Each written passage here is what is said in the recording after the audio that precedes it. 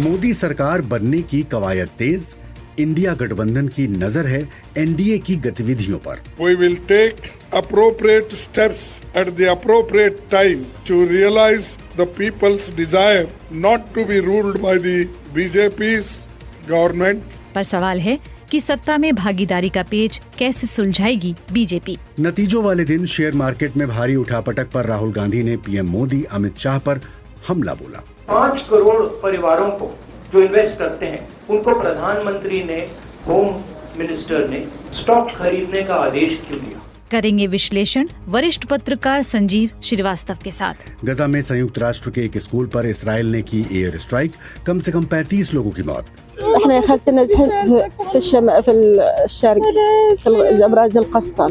पर पहले देश दुनिया की खबरें सुनिए सुमरनप्रीत कौर से।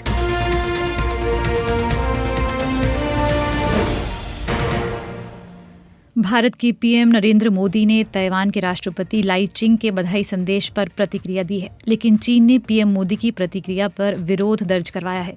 चीन की समाचार एजेंसी ग्लोबल टाइम्स से विदेश मंत्रालय की प्रवक्ता माओ निंग ने कहा, चीन ताइवान के नेता को दी गई पीएम नरेंद्र मोदी की प्रतिक्रिया पर विरोध दर्ज करवाता है। जिन भी देशों के चीन के साथ राजनयिक संबंध हैं, उनके नेताओं की ताइवान के नेताओं के साथ आधिकारिक बातचीत का चीन हमेशा विरोध करता रहा है। दुनिया में सिर्फ एक चीन है। भारत ने वन चाइना सिद्धांत के संबंध में गंभीर राजनीतिक प्रतिबद्धताएं दिखाई हैं। बांग्लादेश की प्रधानमंत्री शेख हसीना पीएम नरेंद्र मोदी के शपथ ग्रहण समारोह में हिस्सा लेंगी। पीएम शेख हसीना के लिए भाषण लिखने वाले एम नजरुल इस्लाम ने समाचार एजेंसी बीएसएस से कहा, पीएम शेख हसीना ढाका से शुक्रवार शाम 4 बजे नई दिल्ली के लिए रवाना होंगी। पीएम नरेंद्र मोदी ने फोन करके बांग्लादेश की प्रधानमंत्री शेख हसीना को शपथ ग्रहण समारोह में हिस्सा लेने का न्योता दिया। शेख हसीना ने इस न्योते को स्वीकार किया है। कनाडा के प्रधानमंत्री जस्टिन ट्रूडो ने नरेंद्र मोदी को तीसरी बार सत्ता में आने पर बधाई दी है।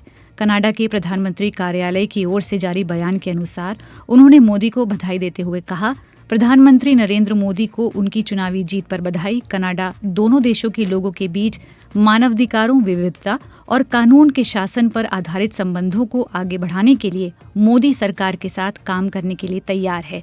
बयान में कहा गया, भारत में लोकतांत्रिक प्रक्रिया का पैमाना और दायरा एक महत्वपूर्ण उपलब्धि है। कुछ हफ्तों की अवधि में करोड़ों लोगों ने अपना वोट डाला, जो किसी भी देश की तुलना में सबसे ज्यादा है। वहीं रूस के राष्ट्रपति ने भी प्रधानमंत्री नरेंद्र मोदी को बधाई दी। रूस के राष्ट्रपति पुतिन के बधाई संदेश का जवाब देते हुए प्रधानमंत्री नरेंद्र मोदी ने शुक्रिया कहा। विश्व के कई बड़े नेता और द्वितीय विश्व युद्ध के वेटरन्स द्वितीय विश्व युद्ध की 80वीं वर्षगांठ के उपलक्ष्य में 3 दिवसीय समारोह के लिए नॉर्मैंडी, फ्रांस में है। इस दौरान अमेरिकी राष्ट्रपति जो बाइडेन ने 1944 में द्वितीय विश्व युद्ध के एलाइज की तुलना यूक्रेन के समर्थन में आए नेटो देशों से की है।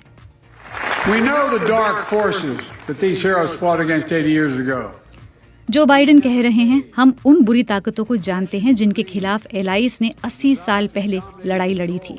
बुरी ताकतें कभी भी पूरी तरह खत्म नहीं होती हैं। आक्रामकता और लालच, हावी होना, सब कुछ नियंत्रण में रखने की इच्छा, बल के प्रयोग से सीमाओं को बदलने की इच्छा, ये हमेशा होगा। तानाशाही और स्वतंत्रता के बीच संघर्ष कभी खत्म नहीं होता है। यहाँ यूरोप में हम इसका उदाहरण देख रहे हैं। यूक्रेन पर एक तानाशाह द्वारा आक्रमण किया गया है। यूक्रेन के लोगों ने साहस दिखाया है, उनको नुकसान हो रहा है, लेकिन वो पीछे नहीं हट रहे हैं। अमेरिका और नेटो और 50 से ज्यादा देशों का गठबंधन यूक्रेन के साथ मजबूती से खड़ा रहेगा। संयुक्त राष्ट्र महासचिव एंटोनियो गुटेरेस ने जलवायु परिवर्तन से बचने में मदद के लिए जीवाश्म ईंधन के विज्ञापन पर वैश्विक प्रतिबंध लगाने का आह्वान किया है। गुटेरेस ने विश्व नेताओं को चेतावनी दी है कि पृथ्वी को बचाने के लिए 18 महीने के भीतर कार्रवाई करनी चाहिए। We are at a moment of truth. The truth is, almost 10 years since the Paris Agreement was adopted. Antonio Guterres कह रहे हैं, हमें सच्चाई का सामना करना होगा। सच्चाई ये है कि पेरिस समझौते के अपनाए जाने के बाद और 10 साल बाद दीर्घकालिक ग्लोबल वार्मिंग को 1.5 डिग्री सेल्सियस तक सीमित करने का लक्ष्य, इस पर अभी भी एक बड़ा प्रश्न है। दुनिया में उत्सर्जन इतनी तेजी से हो रहा है कि 2030 तक तापमान बहुत ज्यादा बढ़ जाएगा।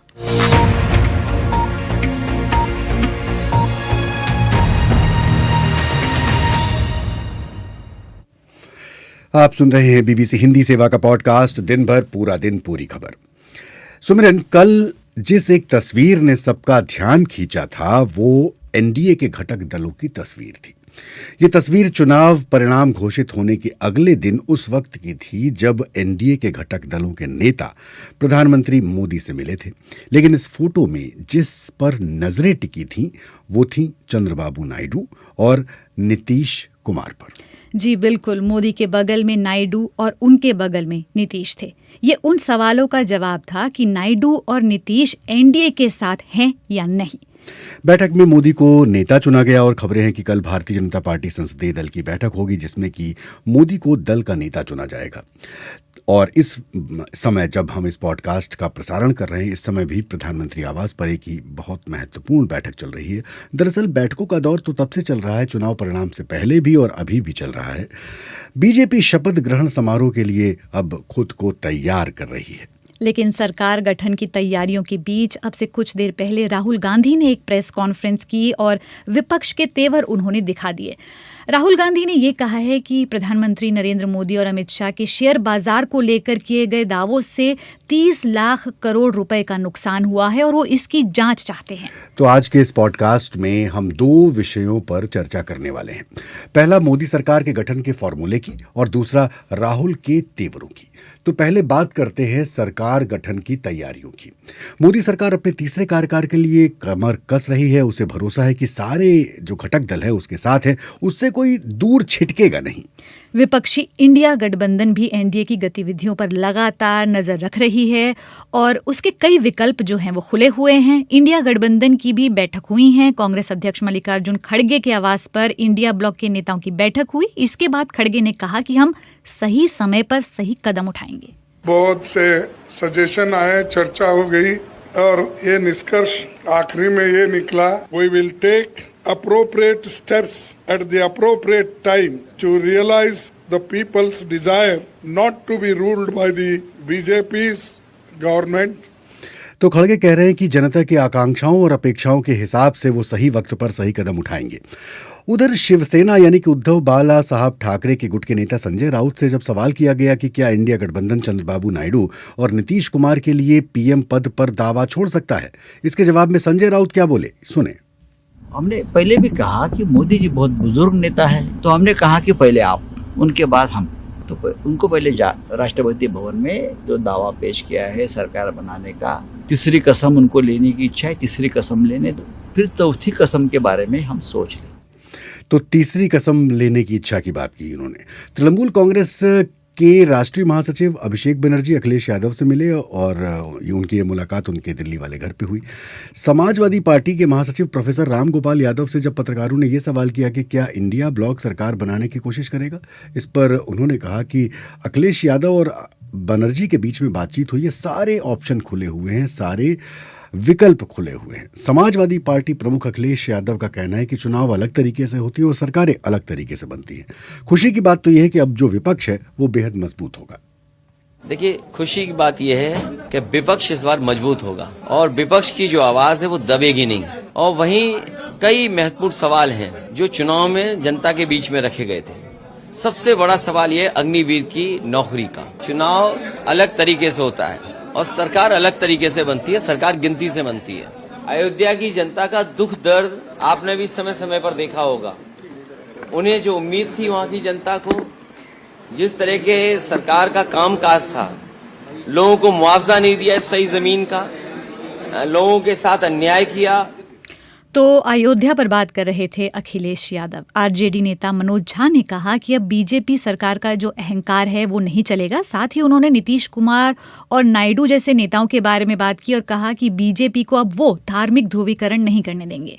देखिए, कल बैठक हुई, पूरी समीक्षा भी हुई, आगे का प्रारूप हुआ, लेकिन आप लोकसभा की तस्वीर जो इस बार देखेंगे ना, आधी आधी दिखेगी। अब वो अहंकार और गुरूर नहीं चलेगा। चंद्रबाबू जी या नीतीश बाबू आपके साथ हैं, लेकिन उन दोनों की अपनी एक पृष्ठभूमि है कि अभी वैचारिक राजनीतिक रूप से खास तौर पे हम विलग भले हों, लेकिन सच्चाई ये है कि इन दोनों की राजनीति में कुछ नॉन निगोशिएबल है। ये प्रधानमंत्री जी और उनकी टीम को झूठ नहीं बोलने देंगे, धार्मिक ध्रुवीकरण नहीं करने देंगे, ये सब तो। और उसके बाद अगर ये सब नहीं करने देंगे तो बीजेपी पर बची क्या मोदी जी वाली 0/सन्नाटा।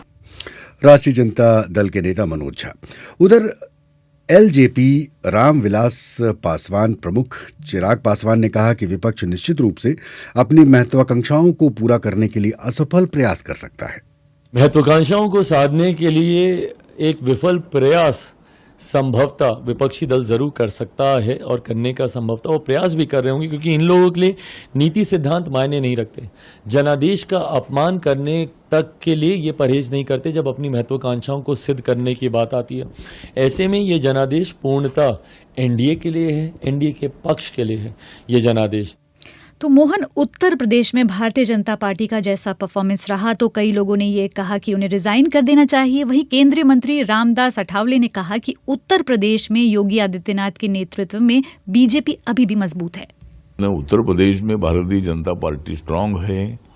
योगी आदित्यनाथ जी के नेतृत्व में उन्होंने बहुत अच्छा काम किया है। ठीक बात है, जो लोकसभा के रुझान आए हैं वो लोकसभा के रुझान में ज्यादा सीटें बीजेपी को नहीं मिली है। पहली बार अखिलेश यादव जी को 38 सीटें मिली है उत्तर प्रदेश में। लेकिन इसका मतलब ये नहीं है कि वहाँ बीजेपी खत्म हो गई है, वहाँ बीजेपी नहीं है। वो कुछ अलग अलग कारणों से बीजेपी की उतनी सफलता मिली नहीं है। लेकिन जब विधानसभा का चुनाव जब होगा उत्तर प्रदेश में, तब बीजेपी सत्ता में आएगी, ऐसा हमें पूरा विश्वास है। और अखिलेश यादव ने हवा में रहने की बिल्कुल आवश्यकता नहीं है। तो ये है केंद्रीय मंत्री रामदास अठावले। आज दिन भर जैसा कि हमने कहा कि बीजेपी अध्यक्ष जेपी नड्डा के घर पर बैठकों का दौर चलता रहा, और इस समय जब आप ये पॉडकास्ट सुन रहे हैं, इस समय प्रधानमंत्री आवास पर बैठकों का दौर चल रहा है। और ये भी है कि प्रधानमंत्री मोदी, अमित शाह, जेपी नड्डा इस बैठक में हिस्सा ले रहे हैं। शामिल कर रहे हैं वरिष्ठ पत्रकार संजीव श्रीवास्तव को। संजीव जी, आप इस लंबी पृष्ठभूमि को सुनते हुए आ रहे हैं। सरकार बनाने के लिए जो फार्मूला है, यानी कि माथापच्ची का दौर, ये तो शुरू है, और सवाल ये कि जो सत्ता की भागीदारी का जो पेच है वो कैसे सुलझाएगी भारतीय जनता पार्टी? सबकी अपनी अपनी डिमांड। भारतीय जनता पार्टी के शीर्ष नेतृत्व यानी प्रधानमंत्री अमित शाह, इनको अपने सोच में आमूलचूल परिवर्तन करना पड़ेगा। इनको जो जिस तरह से 10 साल सरकार चलाई है, उस स्टाइल को, उस तेवर को, उस कलेवर को पूरी तरह से त्यागना होगा। आपने अभी इतनी सारी साउंड बाइट्स जो सुनाई, उसमें जो सबसे इंटरेस्टिंग या महत्वपूर्ण मेरे हिसाब से या सच के नजदीक वो मनोज झा की साउंड बाइट थी, जिसमें कहा उसने कि भाई अब ये जो नायडू और नीतीश कुमार की कॉम्बिनेशन जिनके सहारे सरकार बन पाएगी और फिर चलेगी आगे, वो कुछ चीजें नहीं करने देंगे। जैसे धार्मिक ध्रुवीकरण नहीं करने देंगे, बियॉन्ड अ पॉइंट हिंदुत्व का एजेंडा नहीं चला पाएगी बीजेपी, बियॉन्ड अ पॉइंट झूठ नहीं बोल पाएगी, मन मर्जी के बुलडोजर नहीं चलेंगे। चाहे वो योगी के बुलडोजर की बात नहीं कर रहा, ईडी सीबीआई एजेंसीज के बुलडोजर की बात कर रहा हूँ। तो उस पे एक चेक एंड बैलेंसेस आ गए। लेकिन उसके साथ साथ ये भी स्पष्ट है कि खड़गे साहब ने, जैसे आपने सुना है कि appropriate step at appropriate time, वो कहना उनकी रणनीति भी और उनकी मजबूरी भी, क्योंकि अभी तो गणित उनके साथ नहीं है ना। जनादेश आप कैसे भी कहें, खंडित जनादेश है, बिखरा हुआ जनादेश है, कम जनादेश है, लेकिन एक जनता का मत एनडीए के पक्ष में गया है। तो 240 सीटें हैं बीजेपी। आप जो कह रहे हैं कि क्या कुछ कॉमन मिनिमम प्रोग्राम जैसी कोई चीज होगी जिसमें कि कुछ मुद्दे हटा दिए जाएंगे, जैसे वाजपेयी गवर्नमेंट के टाइम में हुआ था? देखिए, बातें तो इतनी सारी चल रही हैं, जब स्पष्ट होंगी तब और स्पष्ट होंगी तस्वीर। लेकिन अभी तो सारी दुनिया बदल गई ना। अब बात चल रही है कि एनडीए की कोऑर्डिनेशन कमेटी बनेगी, बात चल रही है कि उसका एक कन्वीनर बनेगा। तो कन्वीनर जब बनेगा तो ऑब्वियसली वो बीजेपी के इतर बनेगा, बाहर से बनेगा सहयोगी दल का। तो वो एनडीए का कन्वीनर कभी भी कहेगा कि जल्दी साहब 50 दिन हो गए एनडीए की बैठक नहीं हुई है, मैं कन्वीन कर रहा हूँ, आहूत कर रहा हूँ बैठक, 3 दिन बाद इस समय यहाँ पे होगी। आना पड़ेगा सबको, सुननी पड़ेगी उसकी बात। अब जैसे टीडीपी की चर्चा चल रही है कि वाजपेयी के टाइम में उनके पास स्पीकर का पद था, वो फिर मांग रहे हैं, देना पड़ेगा। बड़ा मजबूरी है बीजेपी के लिए, बिल्कुल नहीं देना चाहेगी बीजेपी। लेकिन अगर सरकार बनानी है और अगर टीडीपी अड़ गई तो फिर कोई विकल्प नहीं है ना, या तो सरकार बनाओ मत या स्पीकर का पद त्यागो। अब स्पीकर का पद इस तरह की संसद में बहुत ही अहम हो जाता है। संसद की सारी गुना भाग स्पीकर की बंद मुट्ठी में होती है। वो कब कह दे कि प्रधानमंत्री जी आइए, आप ये विपक्ष ने प्रस्ताव पारित किया है, उनके नेता ने ये बात कही है, आप आके जवाब दीजिए। कब वो कोई अगर ऐसी गणित का मारामारी शुरू हो तो स्पीकर का और राष्ट्रपति का ही भूमिका, दो जनों की भूमिका होती है, स्पीकर की राष्ट्रपति से भी ज्यादा। तो स्पीकर तो एक ऐसा पद हो गया ना, जब स्थितियां जब तक सही है स्पीकर की कोई उतनी अहमियत नहीं है, अहमियत तो तब ही है, लेकिन अगर स्थितियां गड़बड़ हुई, थोड़ा सा भी झोल आया, तो स्पीकर तो फिर मोस्ट इम्पोर्टेंट, मोस्ट पावरफुल पद हो जाता है, जो हम सुमित्रा महाजन के दौर में नहीं देख पाए और ओम बिरला जी के दौर में तो कतई नहीं देख पाए। वो तो बिल्कुल ही सरकारी रबर स्टैम्प स्पीकर थे। जी, थोड़ा सा मैं इसको हिस्टोरिकल पर्सपेक्टिव में ले जा रहा हूँ। जिस पद की आप बात कर रहे हैं, स्पीकर की पद की बात कर रहे हैं, तो ज़रा याद कीजिए कि जब अटल बिहारी वाजपेयी की 9 दिन की सरकार थी, तो उस समय स्पीकर के वोट का जो फैसला था, जिसने कि एक वोट से वो सरकार गिर गई, उस समय स्पीकर का रोल कितना इम्पोर्टेंट था। तो और प्रधानमंत्री वाजपेयी के समय में भी जब गठबंधन सरकार थी, तो स्पीकर का जो पद है वो सहयोगी दल के पास था, टीडीपी के पास था। टीडीपी के पास था। एक हवाई जहाज क्रैश में, हेलीकॉप्टर क्रैश में मृत्यु हुई थी असम में। जी, अगर स्पीकर का पद के अलावा वो कौन कौन से पद होंगे जिस पर कि मतलब भारतीय जनता पार्टी समझौता नहीं करना चाहेगी, और टीडीपी और जो नीतीश हैं वो चाहेंगे कि ये कम से कम इतने महत्वपूर्ण पद हमें मिलें, ये खींचतान मोल तोल? देखिए, 4-5 जो बड़े मंत्रालय होते हैं, गृह मंत्रालय, वित्त मंत्रालय, रक्षा मंत्रालय, ये सबसे प्रमुख मंत्रालय हैं। रेलवेज, ये 4 मतलब top of the line ministries हैं। अब मिनिस्ट्री कौन सी ले पाते हैं, कौन सी बीजेपी देने को तैयार होगी, ये बहुत डेलिकेट नेगोशिएशन होगी, क्योंकि उसके साथ साथ उनको बिहार के लिए पैसे चाहिए होंगे, उनको आंध्र प्रदेश के लिए स्पेशल स्टेटस चाहिए होगा, कई दूसरे भी गुना भाग चल रहे होंगे, नया कैपिटल बनना है आंध्र प्रदेश में, उसके लिए फंडिंग करनी होगी। लेकिन मेरे ख्याल से जो सहयोगी दल है, उनकी नजर एक बात पे निश्चित रूप से रहनी है, जैसे एक तो स्पीकर का पद, और दूसरा किस तरह से आने वाले समय में एजेंसियों का दुरुपयोग ही हो। सीबीआई, ईडी, इनकम टैक्स, ये जो एक बिल्कुल ऐसे निकलते थे ना धनुष में से तीर की तरह की, जिस तरफ सादा बस गए और सीधा हिट, वो केस तो होगा नहीं होगा, लेकिन एक कंप्लीट हैरेसमेंट बंद करो, और सारे विपक्षी निशाने पे, वो टीडीपी और नीतीश कुमार नहीं चाहेंगे हो। अब उसको कैसे साधते हैं, क्या इस तरह से क्या होता है, ये तो सब बंद कमरों में डिसाइड होगा, और बहुत पेचीदी भरी नेगोशिएशंस और इस पे डिस्कशन होंगे। लेकिन दिलचस्प है, जैसे मैंने कहा ना, सरकार बन रही है और बिल्कुल जनादेश के साथ बन रही है, लेकिन ये भी उतना ही सही है कि अब आ गया है ऊंट पहाड़ के नीचे। जी, संजीव जी, मैं आपको थोड़ा सा रोक रहा हूं, दूसरे विषय पर आते हैं। कांग्रेस के नेता राहुल गांधी ने आज प्रधानमंत्री मोदी, अमित शाह और वित्त मंत्री निर्मला सीतारमण की शेयर बाजार को लेकर की गई टिप्पणियों पर सवाल उठाए हैं। राहुल गांधी ने कहा कि 12 मई को अमित शाह कहते हैं कि 4 जून से पहले शेयर खरीदना चाहिए, पीएम मोदी 19 मई को कहते हैं कि शेयर बाजार आगे जाएगा, 31 मई को बड़ी एक्टिविटी होती है, 3 जून को स्टॉक मार्केट सारे रिकॉर्ड तोड़ देता है और 4 जून को स्टॉक मार्केट नीचे चला जाता है। तो राहुल गांधी क्या बोले, ये सुनिए। प्रधानमंत्री ने देश की जनता को इन्वेस्टमेंट एडवाइस क्यों दी, और 5 करोड़ परिवारों को जो इन्वेस्ट करते हैं उनको प्रधानमंत्री ने, होम मिनिस्टर ने स्टॉक खरीदने का आदेश क्यों दिया। दूसरा, दोनों इंटरव्यूज जो किए गए थे वो अदानी जी के जो चैनल्स हैं उनको दिए गए थे, उन पर सेबी का इन्वेस्टिगेशन हो रहा है, तो उन चैनल्स का क्या रोल है। और बीजेपी के बीच में जो फेक एग्जिट पोस्टर्स हैं और ये जो फॉरेन इन्वेस्टर्स हैं, इनके बीच में क्या कोई रिश्ता है, और अगर रिश्ता है तो क्या है। हम जेपीसी चाहते हैं, हम इन्वेस्टिगेशन चाहते हैं। तो संजीव जी, दोबारा शामिल कर रहा हूं, बीजेपी का सारा फोकस तो सरकार बनाने को लेकर, माथापच्ची करनी है, मंत्रालय तय करने हैं, किसको क्या देना है ये तय करना है। इन सब के बीच में राहुल गांधी का ये प्रहार कैसे देखते हैं आप इसे? जेपीसी की मांग कर रहे हैं। देखिए, मैंने पिछले सवाल के उत्तर में आखिर में कहा कि अब आ गया ऊंट पहाड़ के नीचे। बीजेपी का सारा प्रयास और फोकस सरकार बनाने में है, विपक्ष का सारा प्रयास और फोकस इस बात पर है कि कैसे सरकार को पहले दिन से ही शर्मिंदगी और आरोपों के कटघरे में खड़ा किया जाए।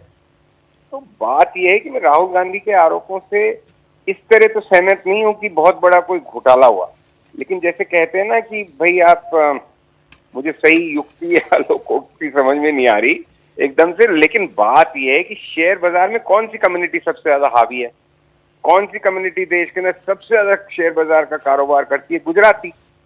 तो मतलब अब वो उन्होंने जानबूझ के कहा, मोदी जी ने, अमित शाह ने, किसी प्रायोजित सोच के तहत कहा, या गुजरातियों से शेयर बाजार की बात किए बिना रहा ही नहीं जाता?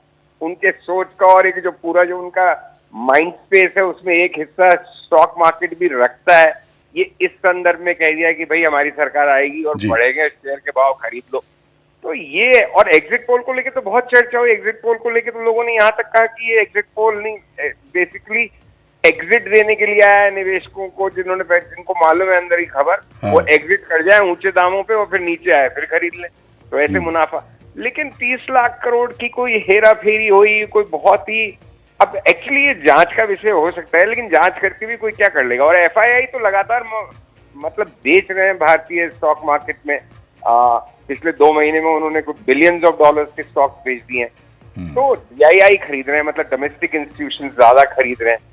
तो क्योंकि डोमेस्टिक इंस्टीट्यूशन को लगता है कि चलेगी सरकार। देखिए, आप खुद देखिए ना मोहनलाल जी, एग्जिट पोल आया, मार्केट फट गया, ऊपर की तरफ चल गया।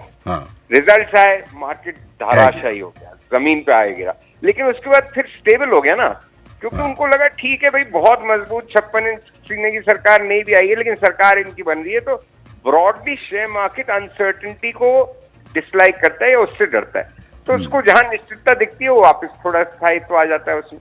तो इसमें बहुत ज्यादा रीड करने की बात भी नहीं है। लेकिन राहुल गांधी अपनी जगह सही है, विपक्ष के बड़े नेता हैं, मौका मिला जी, और अडानी उनका फेवरेट सब्जेक्ट है जी। तो बहुत बहुत शुक्रिया संजीव जी, अपनी टिप्पणी करने के लिए, अपनी राय रखने के लिए। पॉडकास्ट में आगे हम क्या सुनेंगे?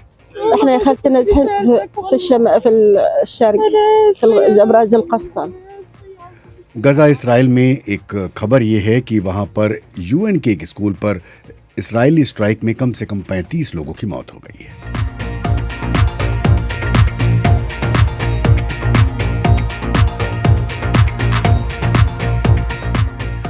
और इससे पहले सुमिरन, हम पॉडकास्ट में आगे बढ़ें, दूसरे चरण की ओर बढ़ें, हम अपने लिसनर्स को बता दें कि फेसबुक पर जो हमें सुन रहे हैं वो हमें कृपया इंस्टा पर या फिर यूट्यूब पर सुने, क्योंकि जो आपके कमेंट्स आ रहे हैं उसमें कई लोग लिख रहे हैं कि सुनने में दिक्कत आ रही है और नेटवर्क की प्रॉब्लम समझ में आती है। राकेश कुमार दुबे लिख रहे हैं कि उत्तर प्रदेश में बीजेपी ने महिलाओं की कद्र नहीं की। मोहम्मद हुसैन हैं जो नमस्कार कर रहे हैं। मनोहर चमोली कह रहे हैं कि सत्तारूढ़ दल कुछ भी करे, लेकिन ये मौका है इंडिया गठबंधन का को पुरजोर तरीके से जनता को अपने पक्ष में करने का सुनहरा मौका। डीके परमार कह रहे हैं अयोध्या फैजाबाद में जनरल सीट में समाजवादी पार्टी ने अवधेश प्रसाद को टिकट देकर वो गेम चेंजर बन गए।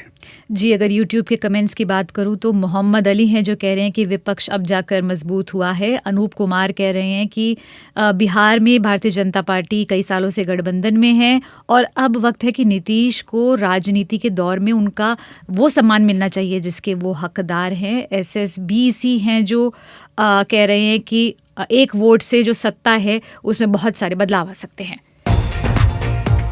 आप सुन रहे हैं BBC हिंदी का पॉडकास्ट दिन भर, पूरा दिन, पूरी खबर। और अब इस पॉडकास्ट का दूसरा चरण, बात गजा और इसराइल की। इसराइल ने मध्य गजा में एक नया सैन्य अभियान शुरू किया है और उधर अंतर्राष्ट्रीय मध्यस्थ दोहा में युद्ध विराम व बंधक समझौते को आगे बढ़ाने के लिए वार्ता की तैयारी कर रहे हैं। डेर अल बलाह में तगड़ी बमबारी की खबरें हैं। इसराइल का कहना है कि वहां हमास का ठिकाना था जिस पर वो हमला कर रहा है। सेंट्रल गजा में सैकड़ों विस्थापित फलस्तीनियों से भरे संयुक्त राष्ट्र के स्कूल पर इसराइली हवाई हमले में कथित तौर पर कम से कम 35 लोग मारे गए हैं। स्थानीय पत्रकारों ने BBC को बताया कि नुसरत शरणार्थी शिविर में की स्कूल की ऊपरी मंजिल की क्लास पर एक युद्धक विमान ने मिसाइलें दागी। इस घटना के जो वीडियो सामने आए हैं उसमें तबाही और कई शव दिखाई दे रहे हैं। सोशल मीडिया पर जो फुटेज जारी हुआ है उसमें ध्वस्त हो चुकी क्लासेस और कफन में लिपटे हुए शव दिखाई दे रहे हैं। वहीं इसराइली सेना ने कहा है कि उसने स्कूल में हमास के ठिकानों पर सटीक हमला किया और कई लड़ाके जो हैं हमास के वो मारे गए, जिनके बारे में कहा जा रहा है कि वो इधर ही भीतर मौजूद थे। इनकी संख्या 20 से 30 के आसपास बताई जा रही है। हालांकि हमास का जो मीडिया ऑफिस है उसने इस दावे का खंडन किया है और कहा है कि इसराइल ने भयानक नरसंहार किया है। हालांकि इसराइली सेना बार बार ये जोर देकर कहती रही है कि उसने नागरिकों को नुकसान नुकसान पहुंचाने के जोखिम को कम करने के लिए कदम उठाए हैं, लेकिन हमास लगातार इसे नरसंहार बताता रहा है। हमले में मारे गए और घायल लोगों को अल अक्सा अस्पताल में ले जाया गया। गालिया मंसूर ने कहा कि उनके बेटे अहमद की इस हमले में मौत हो गई।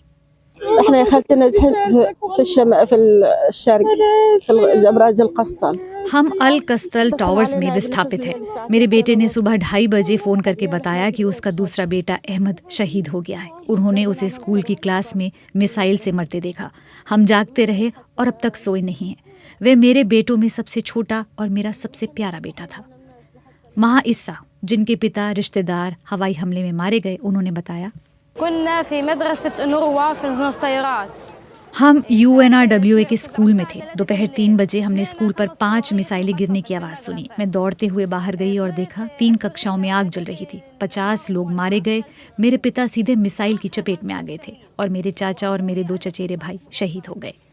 जूलियट टूमा, संयुक्त राष्ट्र की जो फलस्तीनी शरणार्थी एजेंसी है उसकी प्रवक्ता हैं, उन्होंने कहा कि स्कूल को निशाना नहीं बनाया जाना चाहिए था। I have seen those statements from the Israeli army and I have no way. Juliet टूमा कह रही हैं, मैंने इस्राएली सेना के उन बयानों को देखा है और मेरे पास इन दावों की पुष्टि या दावों को खारिज करने के लिए कोई तरीका नहीं है। मैं बस ये जानती हूँ कि वहाँ 6000 लोग शरण ले रहे थे, जिनमें महिलाएं और बच्चे शामिल थे। वो संयुक्त राष्ट्र के काम करने की जगह है। उस पर एक संयुक्त राष्ट्र ध्वज भी था। ऐसी जगह की जानकारी इस्राएली सेना को कई बार साझा की जाती है। और अब मैं आपको ये भी बता दूं कि UNRWA का कहना है कि ऐसी जगहों को सुरक्षित किया जाना चाहिए और कई बार UN जो है ऐसी जगहों की जानकारी सेना को ज़रूर बताती है, लेकिन उसके बावजूद कई बार ऐसे हमले हो जाते हैं। पॉडकास्ट में शामिल कर रहे हैं यरूशलेम से वरिष्ठ पत्रकार हरेंद्र मिश्र को। हरेंद्र, ये हमला कितना बड़ा हमला है और क्या इससे जो शांति वार्ता चल रही है, शांति का मध्यस्थ का प्रस्ताव चल रहा है, इसका असर इस पे भी कुछ पड़ेगा? देखिए, ये हमला इस्राएली फौज की तरफ से कहा जा रहा है कि बहुत ही प्रिसाइज जो है ये हमला था और उन्होंने 3 उन वहां पर कमरों को जो है टारगेट किया था जहां पर कि उनकी जानकारी के अनुसार 20 से 30 तकरीबन हमास और इस्लामिक जिहाद दोनों ही संगठनों के वहां पर कार्यकर्ता इकट्ठा हुए थे। तो इस्राएली फौज की तरफ से ये कहा जा रहा है कि उन्होंने हर तरह की जो है तैयारी कर रखी थी कि जिससे कि वहां पर आम जो लोग फिलिस्तीनी जो वहां पर शरण लिए हुए थे उन्हें किसी तरह का नुकसान ना हो। और अभी भी वो अपने दावे पर जो है वो बने हुए हैं। हालांकि हमास की तरफ से कहा जा रहा है कि ये बिल्कुल गलत है और वहां पर बहुत सारे आम लोग मारे गए हैं। हमास का जो वहां पर स्वास्थ्य मंत्रालय है उसके तरफ से कहा जा रहा है कि तकरीबन 40 लोग इस हमले में मारे गए। तो ये हमला जो है ये काफी बड़ा है, इसमें कोई संदेह नहीं है। और जबकि एक शरणार्थी शिविर पे हुआ है जहां पर हजारों की तादाद में लोग इकट्ठा थे, तो जाहिर है कि इसका असर काफी पड़ेगा। जो शांति वार्ता चल रही है उस पर भी उसका असर पड़ना बिल्कुल जाहिर है कि उस पर भी असर पड़ेगा। लेकिन आपको साथ ही साथ ये भी बताएं कि पिछले कुछ दिनों से वहां पर लगातार बहुत जो है कार्रवाई में तेजी आई है, इस्राएली जो फौज है उसकी कार्रवाई में। और एक तरफ तो शांति वार्ता की बात हो रही है, दूसरी तरफ इस्राएली फौज ने तकरीबन 3.5 लाख आरक्षित सैनिकों को जो है इकट्ठा कर रखा है और वहां पर इस्राएली फौज की जो प्रेजेंस है वो लगातार बढ़ रही है। वहां पर ज्यादा से ज्यादा फौजी जो हैं उनको अंदर ले जाया गया है और वहां पर हर जगह हर इलाके में लगभग जो है कार्रवाई में तेजी आई है। और इसको शांति वार्ता के साथ जोड़कर ही देखा जा रहा है, क्योंकि ये भी माना जा रहा है कि इस्राइल इस प्रस्ताव के लिए इसलिए तैयार हुआ है कि उसे इस बात की उम्मीद है कि जब तक इस प्रस्ताव पर कोई कामयाबी मिलेगी तब तक वो शायद जिन लक्ष्यों को लेकर के वहां पर आगे बढ़ा था उसमें भी कामयाबी मिल जाए। बहुत बहुत शुक्रिया हरेंद्र, पॉडकास्ट में यरूशलेम से शामिल होने के लिए। तो सुमिरन, कुछ बता दें क्रिकेट वगैरह? जी बिल्कुल। कल फाइनली भारत ने T20 वर्ल्ड कप में अपना खाता खोला। भारत और आयरलैंड का मुकाबला हुआ। आयरलैंड सिर्फ 96 रन बना पाई और ये लक्ष्य भारत ने सिर्फ 2 विकेट खोकर हासिल किया। 97 रन बनाए, 8 विकेट से मुकाबला जीता और रोहित शर्मा और ऋषभ पंत का इसमें बहुत बड़ा कंट्रीब्यूशन रहा। और अब सबकी नजरें भारत और पाकिस्तान के मैच पर जो होगा 9 जून को।